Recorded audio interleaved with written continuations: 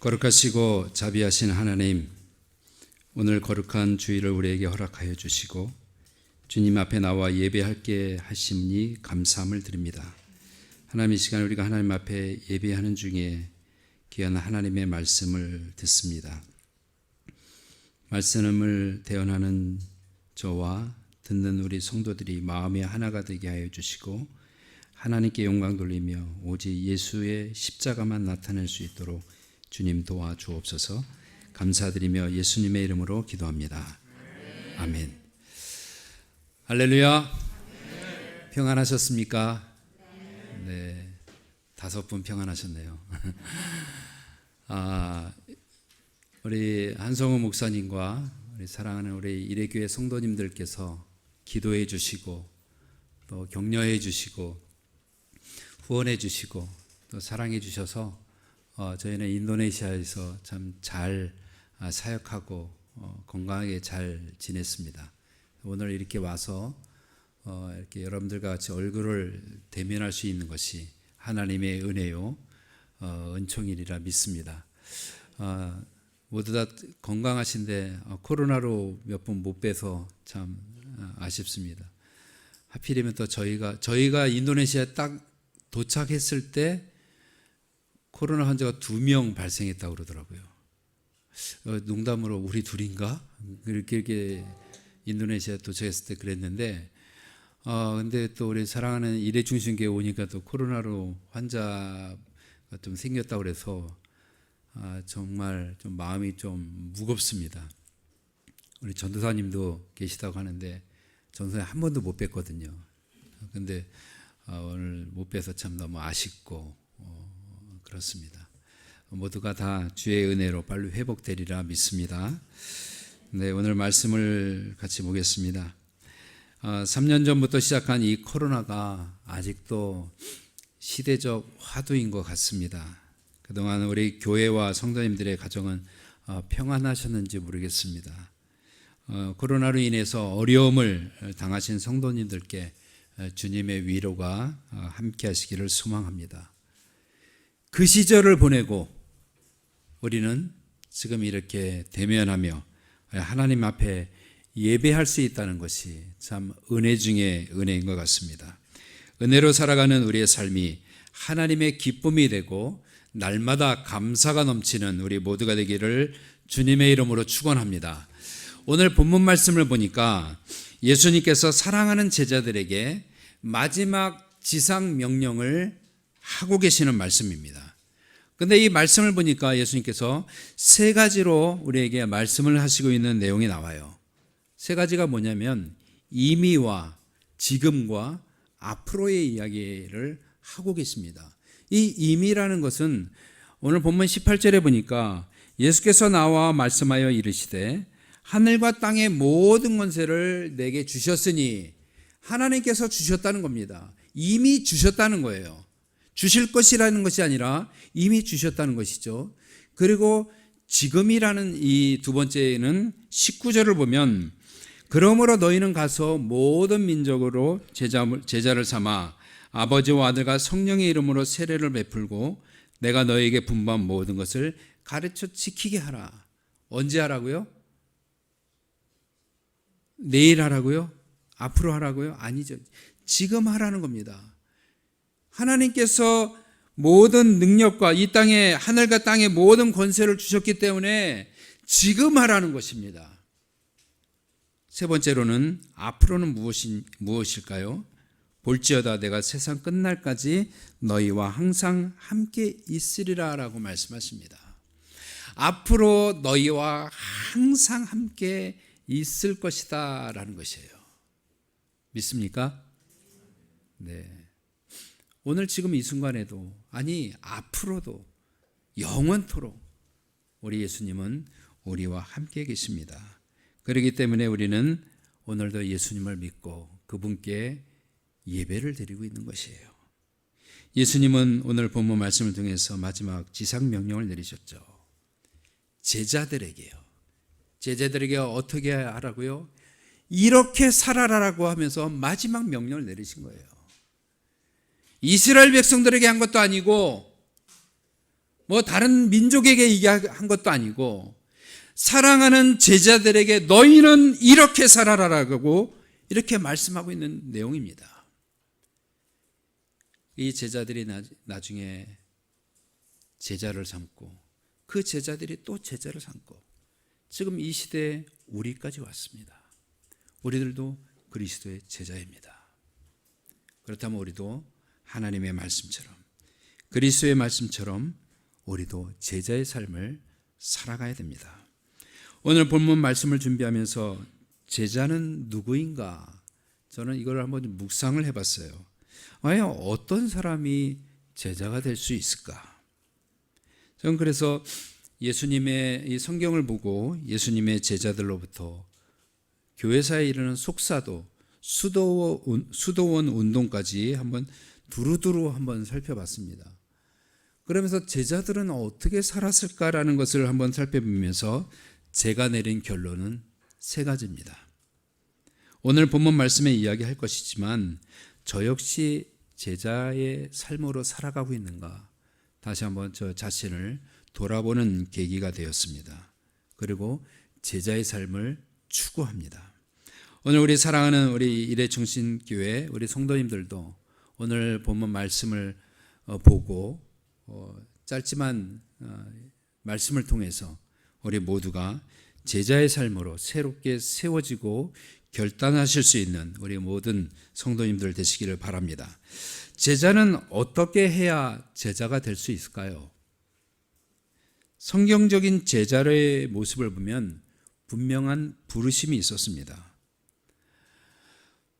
우리 이 땅에 살아가면서 이 스승과 제자의 관계, 누가 찾아가서 스승과 제자의 관계를 맺죠? 제자들이 스승을 찾아가는 게 일반적인 보편적인 상식입니다. 그래서 나는 어느 학원에 누구 선생님의 제자야. 나는 어느 학교에 어떤 선생님의 제자야. 분명히 제자가 스승을 찾아갑니다. 그러나 성경적인 제자의 모습을 보면 스승 대신 예수님께서 제자들을 한 명 한 명 찾아가셨다는 이야기예요. 세간에 앉아 있었던 마태를 예수님께서 찾아가시고 나를 따라오라라고 말씀하십니다. 내가 너희로 사람을 낚는 어부를 만들겠다라고 말씀하시죠.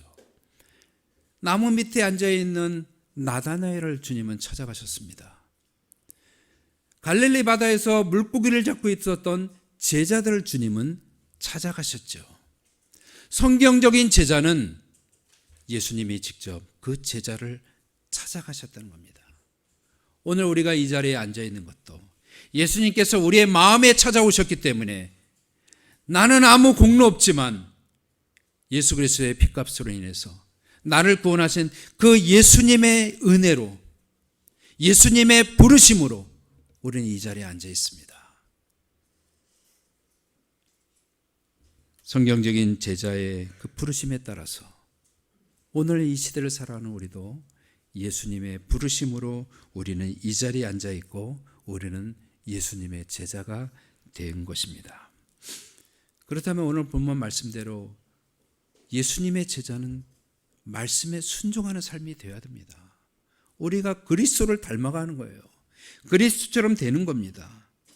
그래서 우리도 예수님의 제자가 된 것처럼 제자들이 또 제자들을 또 만든 것처럼 우리들도 제자로서 제자의 삶으로 제자를 또 양산해 나는 그런 삶을 살아가야 되겠죠. 신약 성경에 보면 그리스도인이라는 단어가 3번 나옵니다. 신자라는 말은 2번 나오게 돼요. 그런데 제자라는 단어는 무려 269번이 나오게 됩니다. 이것은 무엇을 의미할까요? 성경은 우리에게 그리스도인의 삶으로 신자의 삶으로라기보다도 더욱더 제자의 삶을 살아가기를 원하고 있다는 것이죠. 제자의 삶은 예수님을 본받는 삶입니다. 예수님처럼 살아가는 모습이에요. 초대교회 성도들은 제자들이었습니다. 예수님처럼 살아가려고 노력을 했고 제자로서의 삶을 살아갔던 모습이죠. 그렇다면 그 제자들의 삶은 과연 무엇이었을까요? 제가 아까 교회사 쪽을 두루두루 살펴본 세 가지 결론을 지금 제가 말씀을 드리겠습니다. 먼저 첫 번째는요, 제자들은요 단순한 삶을 추구했습니다. 제자들은 복잡한 삶을 살지 않았어요. 단순했어요. 예수님께서 이렇게 살아라고 했기 때문에 그대로 사는 겁니다. 예수님께서 명령을 하셨기 때문에 그 명령을 준행하는 거예요. 우리 요즘에 우리 현대를 살아가는 우리 많은 성도들이 예수님처럼 살기, 말씀대로 살아가고, 뭐 오른쪽 밤을 때리면 왼쪽 밤도 내라, 오리를 같이 가자고 하면은 십리를 같이 가져라라는 이런 말씀, 우리 산상수훈에 나오잖아요. 이 말씀대로 살아가지 못합니다. 한 대를 맞았으면 어떻게 돼야 돼요? 우리 중고등부한테 물어보는 게 가장 빠른 대답이 나옵니다.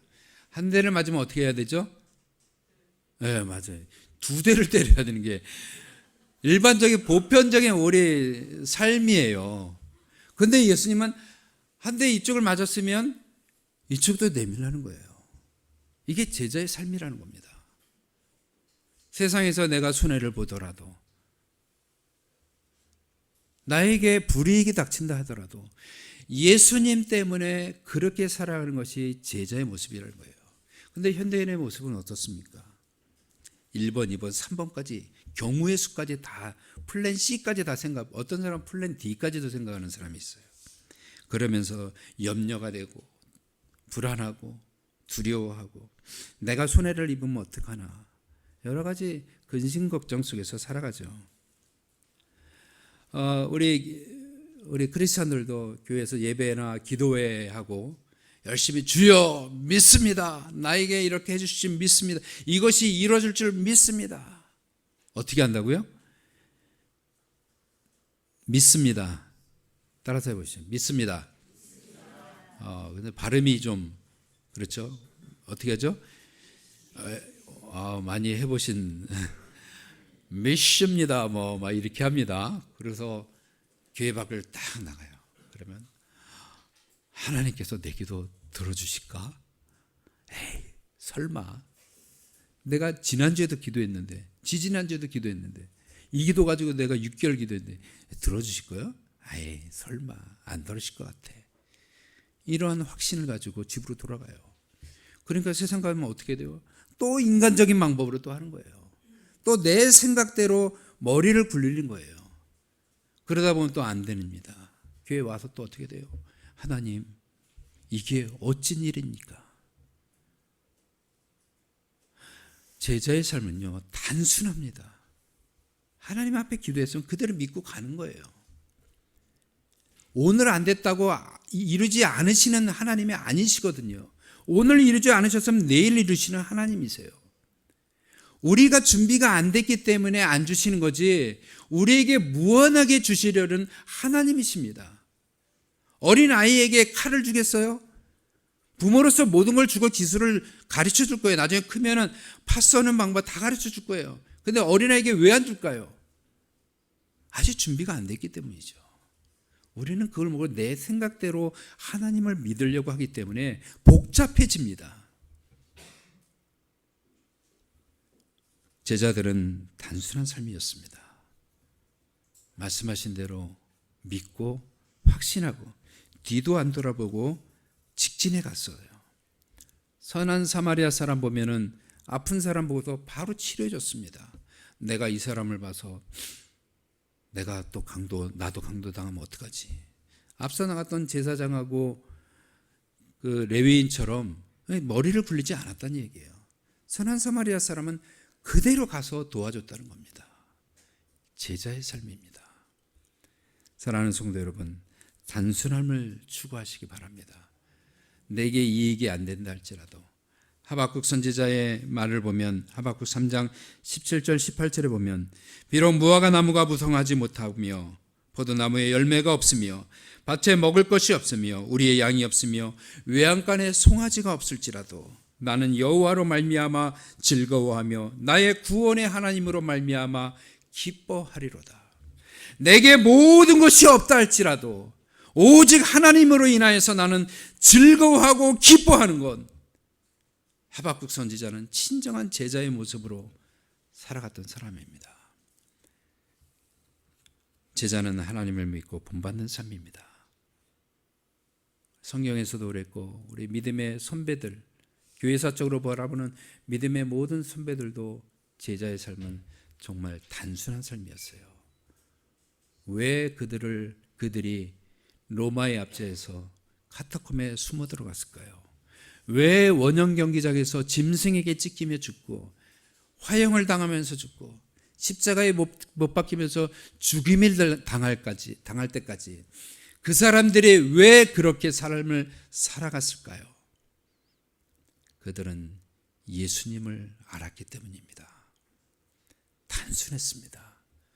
사랑하는 성도 여러분, 오늘 우리가 이 단순함을 추구할 수 있는 저와 여러분의 삶이 되시기를 바랍니다. 두 번째는요, 제자의 삶은 거룩함을 추구했다는 거예요. 세상에 감당치 못할 사람은 과연 누구일까요? 세례 요한을 보니까 세례 요한은 헤롯 왕에게 올바른 이야기 하다가 나중에 죽임을 당하게 되죠. 헤롯 왕은 동생 아내를 취해서 자기 아내를 삶은 사람이 헤롯 왕이었습니다. 그 헤롯 왕에게 세례 요한이 찾아가서 큰 소리로 외칩니다. 너 그렇게 살지 마. 하나님이 다 보고 계셔. 너 어떻게 하려고 그래? 너는 죄인 중에 죄인이야. 물론 이렇게 반말로 하지는 않았겠죠. 그렇지만 세례 요한은 분명하게 헤롯 왕에게 그의 잘못을 이야기했다는 거예요. 어느 누가 왕에게 함부로 그런 말을 할 수 있을까요? 만약 왕에게 그러면 그 왕은 뭐라고 그럴까요? 우리나라 사극 버전으로 아니 내가 나를 능멸하느냐? 여봐라 당장에 참아라. 그렇게 하지 않았겠을까요? 근데 헤롯은 성경을 보니까요, 헤롯은요 세례 요한이 그렇게 했음에도 불구하고 쩔쩔맵니다. 왜 그랬을까요? 세례 요한 그 속에 있는 거룩함을 알았기 때문이에요. 하나님께서 함께 계시고 날마다 거룩한 삶으로 살아가는 그 세례 요한의 모습을 헤롯은 알고 있었기 때문에 감당치 못했던 거예요. 아니 두려웠던 겁니다. 물론 이 세례 요한은 나중에 그 아내 헤로디아에 의해서 죽임을 당하게 됩니다. 스데반 집사는 어떻습니까? 그날 하늘을 우러러 주님을 바라볼 때 돌에 맞아 죽었습니다. 왜 그가 돌에 맞아 죽었을까요? 세상에 감당치 못할 사람이었어요. 성령이 충만하고 거룩한 삶을 살아가는 그 7 집사 중에 한 사람이었던 이 세례 요한은 이 속에 있는 거룩함을 알기 때문에 세상 사람들이 이 사람을 두려워했기 때문에 결과적으로 그는 제자로서의 삶을 그렇게 순교로 마감을 짓습니다. 사도 바울도 마찬가지입니다. 그는 로마에서 순교를 당했죠. 그들이 왜 이렇게 허무하게 죽었을까요? 그들은 하나님 앞에 거룩함을 추구했기 때문입니다. 세상이 그들을 감당하지 못했어요. 사랑하는 성도 여러분, 주님을 닮은 삶은 거룩한 삶입니다. 레위기 25장에 보면 하나님은 이스라엘 백성들에게 이렇게 말씀하시죠. 내가 거룩하니 너희도 거룩할지니라. 오늘 이 말씀이 우리에게도 동일합니다. 많은 사람들은 제자로서의 삶을 그렇게 살아갔습니다. 무릇 경건하게 살고자 하는 자는 핍박을 받으리라 했는데 이것은 성경적인 이치입니다. 오늘 나에게 핍박이 있다면 정말 하나님 앞에 감사하시며 제자로서 이것을 잘 이겨내시고, 만약 지금 나의 삶이 편하다고 안일하다라고 하면 나의 경건을 의심해 볼 때입니다. 그리고 제자로서의 삶으로 전환을 해야 됩니다. 우리 모두가 주님의 제자로서 거룩함을 추구하시고 날마다 말씀 속에서 내가 제자로서의 올바른 삶을 살아가고 있는가 말씀하실 말을 실천해 나갈 수 있는 우리 모두가 되기를 주님의 이름으로 축원합니다. 마지막 세 번째로는 예수님의 이름에 모든 것을 거는 사람이에요. 요즘에 보니까 젊은 사람들 이 올인이라는 단어를 굉장히 좋아하더라고요. 올인. 야, 나 저거에 올인했어. 나는 이거에 올인했어. 막 이런 표현들을 참 많이 쓰는 것 같아요. 올인이라는 건 뭐예요? 나의 모든 것 전체를 건다라는 이야기예요. 제자의 삶은요, 예수님께 모든 것을 거는 삶입니다. 요즘 생각나는 그 영화 한 편이 있는데 오래전에 상영됐던 코바디스 도미네라는 그런 영화입니다. 베드로가 살던 그 성에서 핍박이 너무너무나 심해가지고 이제 야반도주를 하게 되죠. 근데 그 성에서 나와서 도망을 하게 되는데 성으로 들어가는 한 사람을 길에서 만나게 됩니다. 그리고 베드로는 그분이 주님이시라는 걸 알게 돼요. 그래서 베드로가 이야기합니다. 코바디스 도미네, 주여 어디로 가시나이까? 그때 예수님은 이렇게 대답을 하시죠. 나는 너를 대신해서 다시 십자가를 지러 저 성에 들어간다. 이때 베드로가 주님, 제가 잘못했습니다. 제가 돌아가서 저의 십자가를 지겠습니다 하고 그 성으로 돌아가서 마침내 십자가를 지고 순교를 하게 됩니다. 예수님은 누가복음 9장 23절에 이렇게 말씀하십니다. 아무든지 나를 따라오려거든 자기를 부인하고 날마다 제 십자가를 지고 나를 따를 것이니라. 이것이 제자의 삶입니다. 주님, 십자가는 저 김 집사님이 지고 저는 주님을 그냥 따르겠습니다. 이게 아니에요. 나에게 주어진 십자가가 있다는 거예요. 그 십자가가 어려움일 수도 있고요, 근심일 수도 있고요, 두려움일 수도 있고요, 죽음에 이르는 것일 수도 있습니다. 그러나 오늘 주님 앞에 나의 모든 것을 거는 제자라면 그 모든 것을 이기게 하시는 하나님의 능력을 경험할 줄 믿습니다.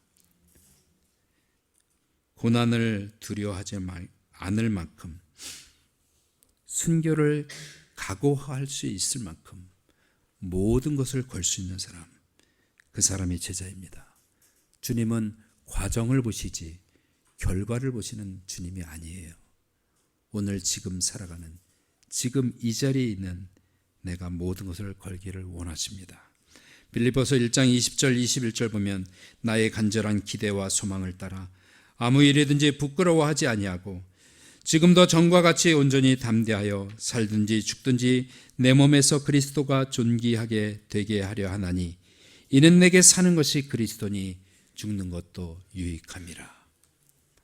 오늘 예수의 이름 앞에 우리가 죽는 것도 유익하다고 한 사도 바울처럼, 그리고 성경의 믿음의 선진들이 그렇게 무모하리만큼 하나님의 말씀에 모든 것을 거는 것처럼 우리도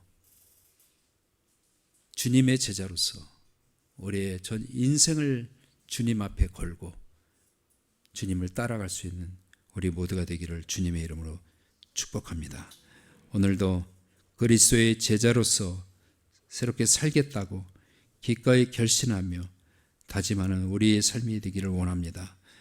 우리 많은 믿음의 선진들이 살아왔던 그 어려움들, 죽음에 이르기까지 두려워할 만큼 그 어려움들 우리는 어떻게 알 수 있을까요? 우리는 알 수 없습니다. 그 누구도 알 수 없습니다. 그러나 지금 현재 우리가 당하고 있는 우리의 삶의 자리에서 코로나 시대라고 하죠. 사업의 문제, 자녀의 진로의 문제, 질병의 문제, 여러 가지 어려움들이 다 있어요. 그러나 이것들보다는 훨씬 더 고통 속에 있었던 우리 믿음의 선진들이었으리라 저는 그렇게 생각이 됩니다. 이제 우리가 예수님께 모든 것을 걸고 성도로서 그리스도인으로서 살아가는 것도 중요하지만 이제는 제자로서 그리스도의 제자로서 제자답게 예수님을 닮아 주님이 함께 하시는 믿음의 삶으로 살아나갈 수 있는 저와 여러분의 믿음의 모든 삶이 되시기를 주님의 이름으로 축원합니다. 말씀을 마치겠습니다. 그리고 제가 선교 사역하고 있는 내용을 잠깐 좀 보고를 갖는 시간을 좀 잠깐 갖도록 하겠습니다.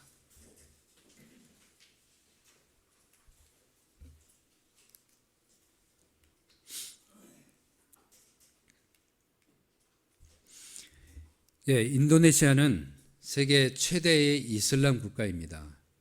한 나라의 무슬림이 인도네시아가 제일 많은 나라입니다. 인구는 약 2억 7천만 명이 되고요. 그런데 이것은 주민등록에 기록된 사람들이고 미전도 종족이나 이 밀림, 산악지대에 이렇게 살고 있는 사람들은 호적이 없는 사람들이 굉장히 많습니다. 그 사람들까지 하면 거의 4억에 가까이 이른다라고 이야기하는 사람도 있어요. 그리고 우리나라는 백상이 결혼하면 애를 몇 명이나 낳죠? 지금 요즘에 0.78명이라고 하죠. 그럼 백상이 결혼하면 78명을 낳아요. 너무너무나 본전도 못하는 거죠.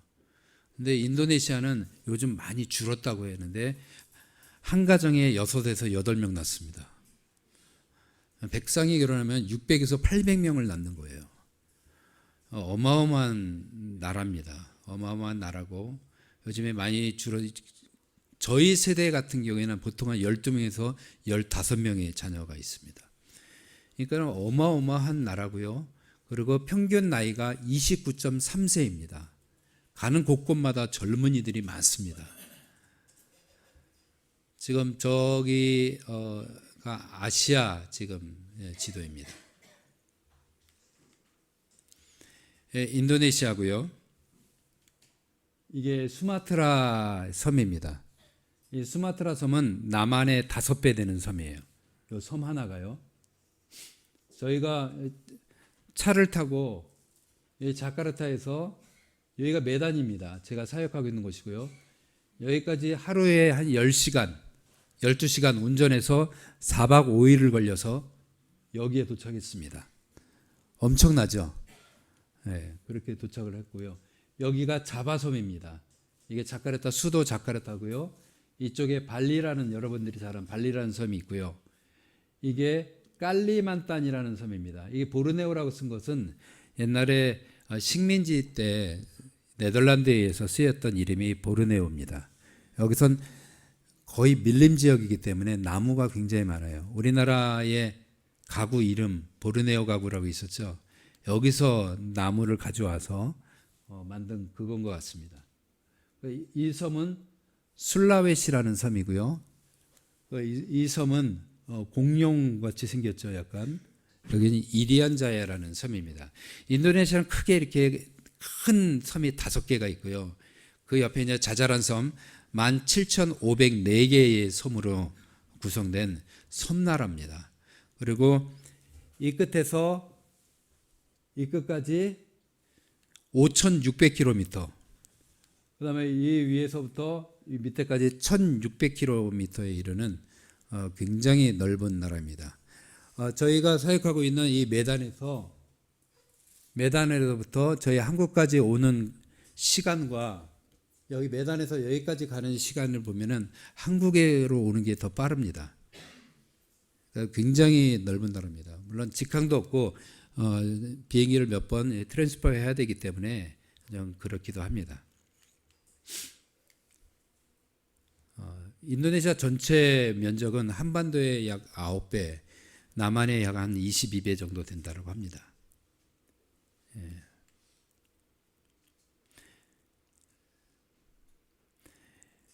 인도네시아는 약 700여 종족이 있고요. 1100개의 언어가 있는 나라입니다.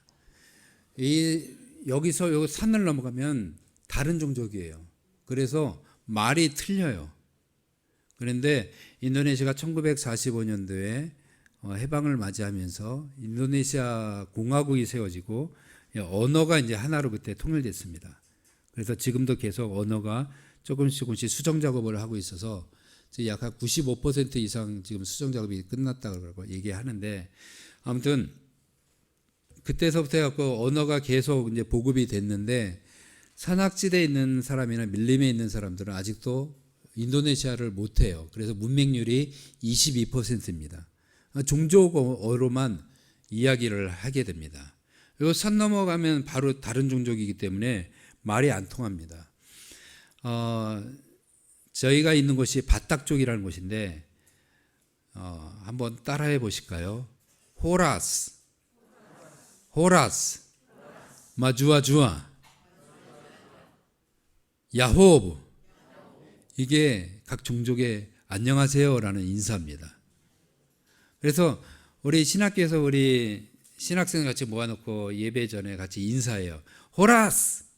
종족이 다 다르니까 호라스, 머주아주아, 야호브. 맨 끝에 이제 우리 선교사 우리 가정이 있으니까 맨 끝에 뭐라고 그럴까요? 안녕하세요. 자기들이 그래요. 그러니까 인사가 이게 다 다릅니다. 그러니까 언어가 다 다르고요.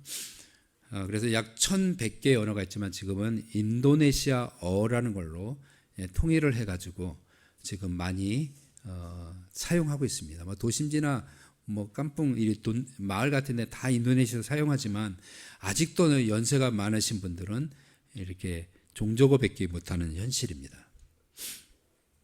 1인당 국민소득은 4,000불 정도 되고요. 최저임금은 한 30만 원 정도, 우리나라 돈 30만 원 정도 됩니다.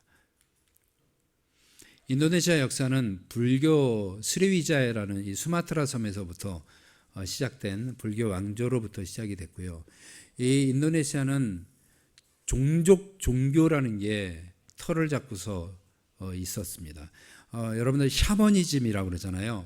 샤머니즘 그 종교가 자리 잡고 있었던 곳이고, 그 샤머니즘이 지금까지도 있습니다. 그래서 지금까지 모든 종교 안에 바탕이 돼서 깔려 있는 것이 샤머니즘입니다.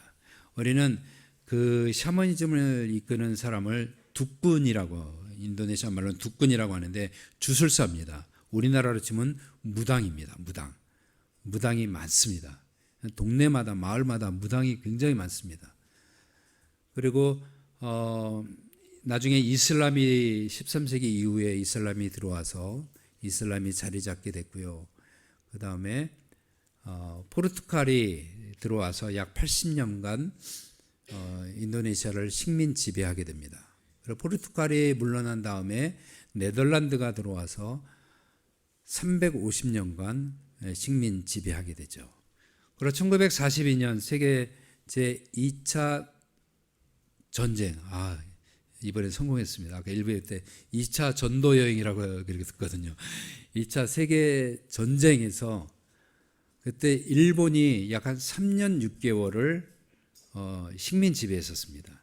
근데 지금 아직도 인도네시아 사람들 얘기 들어보면 350년 네덜란드가 지배했던 것보다 일본이 지배했던 3년 6개월이 더 혹독하고 더 힘들었다라고 이렇게 얘기를 합니다. 인도네시아 종교는 기본적으로 6개 종교만 허용하고 있습니다. 이 6개 종교 외에 믿는 것은 절대로 허용하지 않고 불법이 되고, 또 6개 종교를 안 믿는 것도 불법입니다. 그래서 무조건 6개 종교를 믿어야 되는 것이 바로 인도네시아 헌법에 기록되어 있는 판차실라라는 그런 헌법입니다. 그래서 각자의 신앙을 존중하기 때문에 그 누구도 전도나 선교를 할 수가 없어요. 선교사가 전도하다가 걸리면은 바로 추방입니다. 현지인이 전도하다가 걸리면은 감옥에 갑니다. 왜냐하면은 종교가 허용되는데 왜 가요? 라고 할 수 있겠지만, 종교가 허용됐다는 그 이면에 서로 종교에 대해서 존중을 의미한다는 거예요. 내가 이슬람 사람에게 전도를 했는데 이슬람 종교를 내가 존중을 하지 않았다는 겁니다. 그래서 그것이 위법이 되는 겁니다. 10명이 모이면은 거의 9명이 무슬림들입니다. 나머지는 기독교, 카톨릭, 힌두교, 불교, 유교까지 있습니다. 자, 이제 본격적으로 저희 사진을 잠깐 보여주면서 잠깐 간략하게만 말씀드리겠습니다. 이쪽이 수마트라, 이제 제가 이제 사역하는 곳이고요. 메단이 한 이쯤에 있습니다. 거의 인도네시아 서쪽 끝이라고 보면 됩니다. 지금 수마트라 선교사는 우리 PCK, 우리 예장 통합 선교사들은 총 17가정이 있고요. 거기에 저를 포함한 정규 선교사가 13가정이 있고, 최근에 지금 들어와서 언어 훈련하고 있는 3가정이 있습니다. 그리고 원로 선교사님 은퇴했는데 특수 사역이기 때문에 총회에서 인정을 해서 6년간 한 텀을 더 선교할 수 있도록 인정을 해줘서 총 17가정이 있습니다.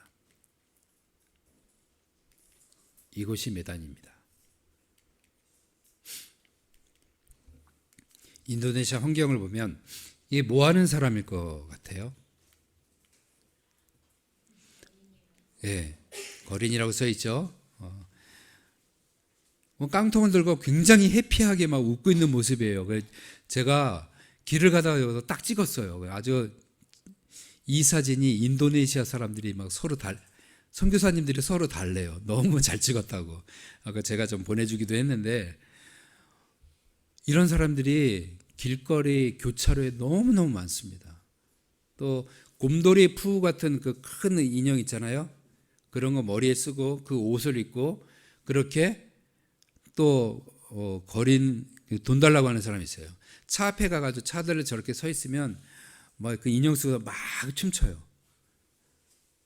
그러니까 뭐예요? 내가 너에게 춤춰서 즐거움, 기쁨을 내가 서비스를 해줬으니까 너는 나에게 돈을 줘. 그런 거죠. 또 어떤 사람은 또 어디 다쳐가지고 또 쩔뚝쩔뚝거리면서 돈 달라고 하는 사람이 있고, 정식으로 옷을 또 깨끗하게 입었는데 그 이슬람의 그 모자를 쓰고, 또 이슬람 여인들이 이 히잡을 쓰고 이제 알라에게 그 헌금하라고 이렇게 당당하게 그런 사람들도 있고요. 또 길거리에 앉아서 파리채 가지고서 지나가는 차에게 그 알라에게 그 머스짓 짓는데, 이슬람 사원 짓는데 돈 보태라고 막 이렇게 하는, 당당하게 이렇게 하는 사람들 많습니다. 거지들이 정말 많습니다. 이것은 작년 말에 인도네시아 보고르에서 지진이 났던 곳인데요. 이 지진으로 인해서 한 600명이 죽고 한 만여 명이 이재민이 발생하고 집 가옥들이 많이 붕괴되었습니다. 이것은 제가 선교 기도 편지에도 제가 이렇게 적어서 보내기도 했는데, 인도네시아 그 반둥에서 제가 그 언어를 공부할 때 코로나가 온 겁니다. 코로나가 왔고 모든 길과 모든 마을마다 바리케이트 다지고 다 폐쇄됐습니다. 모든 가게마다, 심지어 이 길거리 행상하는 사람들조차 전부 다 못 나오게 전부 다 막아놨어요. 그리고 생필품을 살 수 있는 마트 하나 정해놔 거기 시간 정해갖고 거기 가서 생필품만 사가지고 올 수 있게 이렇게 했었을 때입니다. 저희들은 할 게 없었어요. 수업도 언어도 이게 사람 만나서 말하면서 배워야 되는데 온라인으로 배웠습니다. 우리나라 영어 공부하듯이 그냥 독해 위주로 이렇게 많이 배우게 됐죠. 말은 이렇게 잘 못했어요. 그러면서 저와 제 아내가 같이 기도하면서 왜 이럴 때 하나님께서 우리를 부르셨을까 하면서 인도네시아 땅을 바라보니까 너무너무 눈물이 나는 거예요. 인도네시아가 이렇게 아플 때 하나님께서 우리를 보내셨구나. 이 아픔을 정말 체휼하게 되더라고요.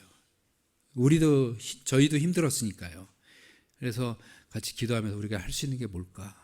이 아픔을 겪고 있는 이들을 위해서 우리가 해줄 수 있는 게 뭘까? 물론 우리가 아직 사역은 제대로 시작을 안 했지만 무엇이 있을까? 우리가 기도하다가 마스크하고 도시락 예쁘게 포장해서 한 150개를 준비해서 차를 대절해가지고 현지인 가정과 같이 밤에 이렇게 도심지를 이렇게 지나가게 됐습니다. 나눠주려고 갔겠죠. 근데 도심지를 가다 보니까 거리에 노숙자들이요 굉장히 많아졌어요. 근데 이 노숙자들이 길거리에 있지만 구석진데 후미진데 안 보이는 곳에 있는 거예요. 왜냐하면은 길거리에 앉아 있으면 경찰들이 바로 달려와서 이들을 제지하고 그러기 때문이죠. 코로나 때문에 그 마을에서 바리케이트가 쳤는데 마을 밖으로 나오려면은 군인들하고 경찰들이 몽둥이를 들고서 후드려 칩니다. 못 나오게. 그러니까는 이들이 갈 곳이 없으니까 나중에는 갈 곳이 없고 먹을 것도 없어지니까 이 사람들이 이렇게 되는 거예요. 우리가 코로나로 죽는 게 아니라 먹을 것이 없어서 우리 굶어 죽겠다. 그래서 야심한 밤에 이들이 그 마을을 나와서 거리를 배회하게 되는 거예요. 뭐 쓰레기통이라도 뭐 주워서 먹을 수 있는 게 있을까? 그 마을 그래서 길거리 구석진 데서 이들이 숨어서 지내는 겁니다. 가보니까 할아버지, 할머니, 엄마, 아빠, 자녀들 이렇게 3대가 거린으로 나와 있는 사람들도 봤고요. 그 사람들에게 그 도시락을 하나씩 나눠주고 마스크를 주면서 그들에게 복음을 전하지 못하지만 예수님이라고 하면 안 되거든요. 그냥 뚜한이라고 해야 됩니다.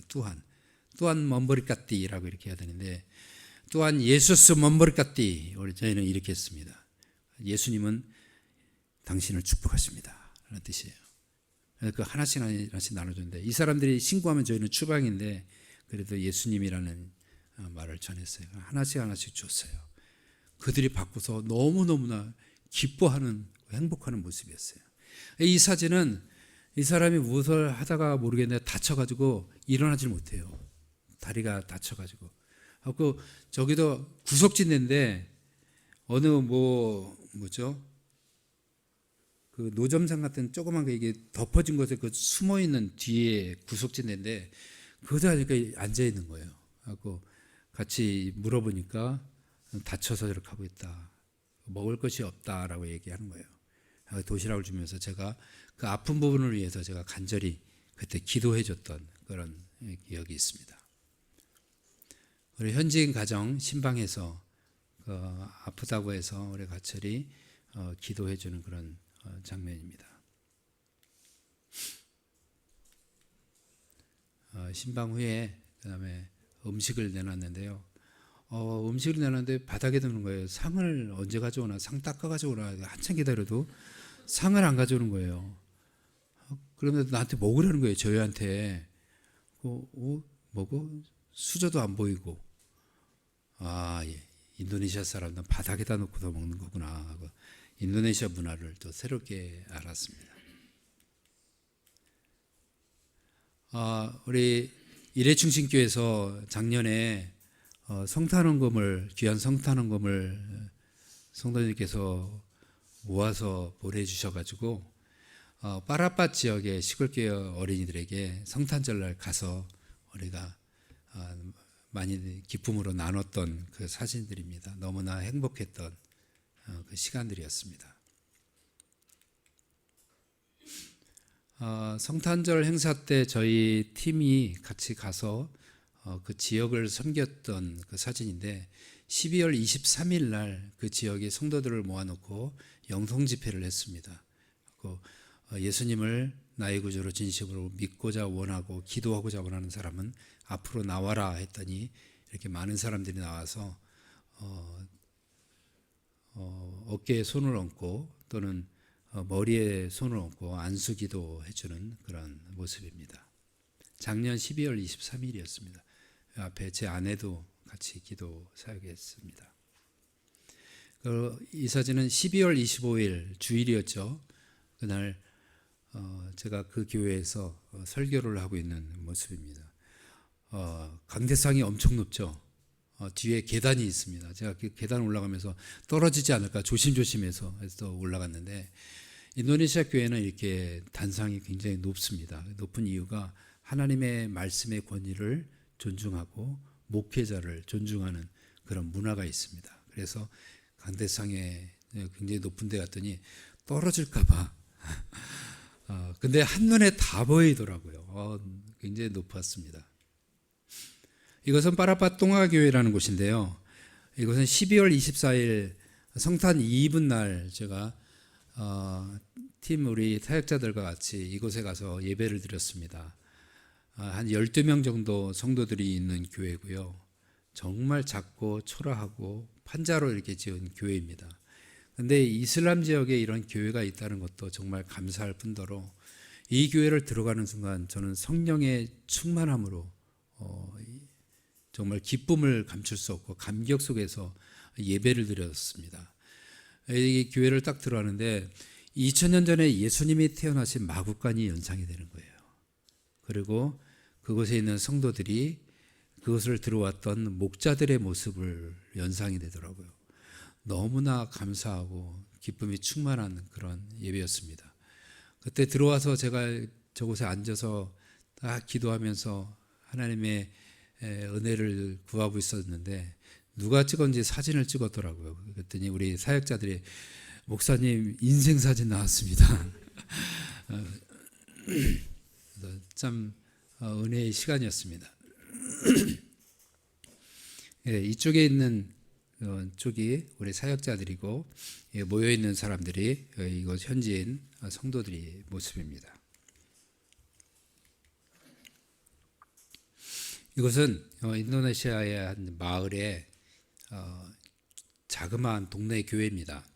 그래서 제가 설교를 부탁받아서 예배 전에 우리 예배 담당자들 같이 기도하고 들어가기 직전의 모습입니다. 설교하고 있는 모습이고요.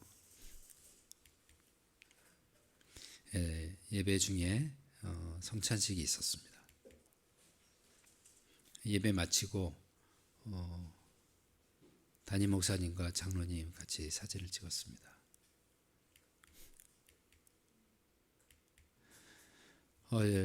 선교사님들이 시골 개척 사역을 참 많이 합니다. 이것은 깔리만탄이라는 곳에 다약 쪽에 담임 목사 안수식을 이제 하는 것인데요. 30년 넘은 한 송광욱 선교사님이라고 그 선교사님과 같이 그것을 방문해서 그 현지 담임 목사 안수식을 우리 한국인 선교사님 3명이 같이 안수식을 하고 있는 모습입니다. 이것이 그 깔리만탄의 시골교회 다약 쪽입니다. 근데 교회가 굉장히 젊어요. 젊은 애들이에요. 너 몇 살이니? 18이요. 너 몇 살이니? 22이요. 이런 애들이 태반이에요. 굉장히 많습니다. 앞서서도 말씀드렸지만 인도네시아의 평균 연령이 29.3세입니다. 엄청 많습니다. 아이들도 많고요. 매단의 현지 SK 사역자들과 같이 사진을 찍었던 모습인데 이제는 조금 있다가 다시 말씀을 드리겠지만 미전도 종족 사역을 하기 위해서 모인 사역자들입니다. 그래서 저희도 같이 이렇게 모여서 같이 사진을 찍었습니다. 예배 후에 신학교에서 같이 인도 선교사 부부가 방문해가지고 간증을 듣고 사진을 찍었습니다. 여기들이 이걸 참 좋아해요. 이게 뭐죠? 사랑해요. 사진 찍을 때 인도네시아 사람들하고 사진 찍을 때 V 두아자리가 뭐냐면 이게 자리가 손가락이라는 뜻이고 두아는 둘이에요. 그러니까 두 손가락.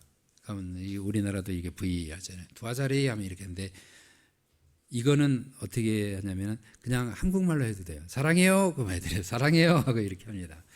사진 찍을 때 보면 어디를 가든지 다 사랑해요라는 이 단어는 인도네시아 사람들 다 알고 있어요. 그 사역자 예배 때 설교하고 있는 모습이고요. 매월마다 2박 3일간 이렇게 리트리스를 하고 있습니다.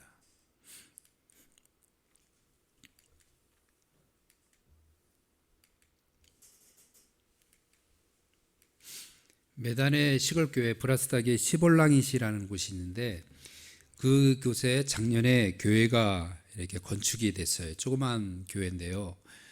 이곳에는 한국인 장로님이 20몇 년 계시던 분이 이곳에 한국에서 돈을 지원받아서 이곳에 교회를 세웠다고 합니다. 근데 현재 목회자가 없는 거예요. 그래서 이 장로님이 우연찮게 저를 만났어요. 저와 만나서 목사님, 우리 교회에 목회자가 없고 아직 이제 교회가 성도들이 뭔지를 잘 모르고 신학생들 몇 명 와갖고 예배를 돕고 있는데 목사님 와서 좀 도와주셨으면 좋겠습니다. 애들 신학생들 훈련과 성도들 말씀과 예배와 이런 것도 같이 협력해 주셨으면 좋겠어요. 그러더라고요. 제가 뭐 한국에서 했던 게 그런 거잖아요. 그러니까 언어만 틀릴 뿐이지. 그래서 저희 부부가 이 교회를 방문해서 같이 예배도 같이 드리고 말씀도 전하고 신학생들은 이제 저희가 이거 잠깐 한국에 나와 있는데 들어가면 본격적으로 이제 그 신학생들 훈련, 제자 훈련을 이제 시작을 하게 됩니다. 하늘이 굉장히 높습니다. 이 산악지대인데요. 여기 아까 그 교회를 세우신 장로님인데 올해 연세가 82세고요. 이제 올해 6월 달에 이제 한국으로 이제 완전히 귀국하시게 됩니다. 그 교회의 아이들입니다. 시골인데도 이 아이들이 이게 전체가 아니에요. 잠깐 몇 명 있는 애들 찍은 겁니다. 청년들이고요. 제가 말씀을 전하고 있는데 뒤에 보니까 글씨가 뭐라고 써 있어요? 네, 메리 크리스마스. 이 교회는 365일 메리 크리스마스입니다. 일꾼이 없으니까 이걸 교체할 사람이 없는 거예요. 그 신학생들에게 제가 오면서 야, 저 글씨 내가 올 때까지 바꿔. 하리 파스카로 바꿔. 하리 파스카가 부활절이라는 뜻이거든요. 예수님은 부활하셨어. 그 부활절 전에 제가 왔기 때문에 이렇게 하라고 했습니다. 니아스 샬롬 신학교는 여러분들과 같이 여러 번 다뤘던 내용이고요. 지지난주에 저희가 이곳에서 아침부터 밤까지 월요일부터 금요일까지 신학생들, 신학대학교 2학년 학생들을 저희가 가르치고 왔습니다. 교수 사역을 하기 때문에 이것을 또 준비하면서 여러 가지 시간을 보내고 많이 힘들었는데 그래도 아이들과 같이 나눠서 굉장히 좋았습니다. 토요일 날 가서 주일 날 예배 때 설교를 하고 강의를 이제 했습니다. 이게 강의실이에요. 판자로 지었고 위에도 막 구멍도 뻥뻥 뚫려 있습니다. 제 안에는 기독교 교육학을 강의를 했습니다. 샬롬 신학교 때 마침 사역자 파송 예배가 있어가지고 이 3명 여기 서 있는 이 3명의 자매들을 파송하는 파송 예배였었어요. 근데 우연찮게 이 3명의 자매가 아까 얘기했던 시볼랑이 그 교회로 파송받는 자매들이었어요. 저하고도 이제 굉장히 밀접한 관계죠. 이때 파송식 때 제가 간절히 이 3명의 자매들을 위해서 기도를 해주고 파송을 했습니다. 여기가 샬롬 신학교 여자 기숙사입니다. 벽에다 못 몇 개 받고 옷 걸고 빨래도 좀 넣은 곳도 있고 그다음에 바닥에다 박스 뭐 짐들 가방들 이렇게 놓고 그냥 바닥에 매트리스 깔고 이곳에서 50명이 잠을 자고 있습니다. 이것은 신학교 선교사 숙소예요. 모기장 하나 해놓고 이불 이렇게 깔아놓은 것이 전부입니다. 올해 2월에 설날에 한국 의료 선교팀이 메단을 방문했어요. 다른 선교사님을 통해서. 그리고 저희가 거기 통역사역으로 같이 했습니다. 지금 통역사역하고 있는데 앞에 환자 이게 뭐죠? 목도리라고 해야 되나요? 그 목도리를 하신 그 환자분이 있고 제가 같이 어디가 아프냐고 이렇게 물어보고 있는 장면입니다. 이쪽에 남자분이 있고요. 같이 둘이서 이야기하고 있는 모습입니다. 왜 그러냐면은 이 여자분이 인도네시아 말을 잘 못해요. 종족어로밖에 못해요. 여기 바타카로라는 그런 종족인데 아까 제가 인사할 때 마주아주아 했잖아요. 이 사람이 인사거든요. 그 언어밖에 잘 못하는 분이어서 이분이 이 남자분한테 종족어로 이야기를 합니다. 그러면 이 남자분은 저에게 인도네시아어로 얘기를 해요. 그럼 저는 여기 의사에게 뭐라고 얘기해요? 한국어로 통역을 하는 거예요. 이 절차가 굉장히 복잡합니다. 제 아내도 마찬가지고요. 여기 제 아내가 여기 있고요. 여기 그 종족어 통역하는 사람이 있고요. 그런데 만약에 인도네시아를 하게 되면 바로 저하고 다이렉트로 얘기를 해서 바로 이제 통역하면 되는데 아무튼 그렇게 진행을 했었습니다.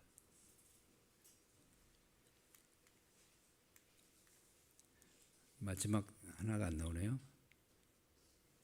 이걸 제가 잘못 눌렀네. 저희 선교의 마지막 저희가 이 땅을 닿을 때까지 모토입니다. 우리는 순종하고 하나님은 역사하신다. 반드시 하나님의 역사는 우리가 순종할 때 일어난다는 것이죠. 이런 말이 있습니다. 아무것도 안 하면 아무 일도 일어나지 않는다. 그러나 순종하면 하나님은 분명히 역사하신다는 겁니다.